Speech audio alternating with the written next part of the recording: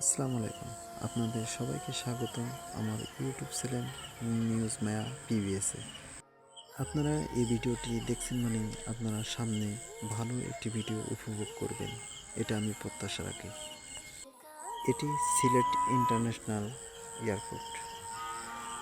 এই বিমানটি লন্ডন থেকে আসছে 787। এই ইন্টারন্যাশনালটি 2002 সালে উদ্বোধন করা হয় ইন্টারন্যাশনাল হিসেবে কুয়েতি ফ্লাইট দিয়ে। বর্তমানে যে বিমানটা দেখতে পাচ্ছেন আপনারা, এটি হচ্ছে লন্ডনী বিমান 787।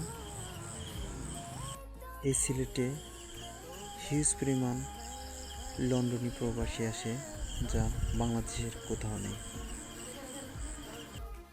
আমাদের সকল পুরুষেরই লন্ডনে যাওয়ার মনে আশা থাকে, আর যাদের লন্ডনে যাওয়ার মনে আশা আছে, আমি মনে করি সিলেট ইন্টারন্যাশনাল এয়ারপোর্টটি একবার হলে দেখে আসার জন্য আহ্বান জানাই।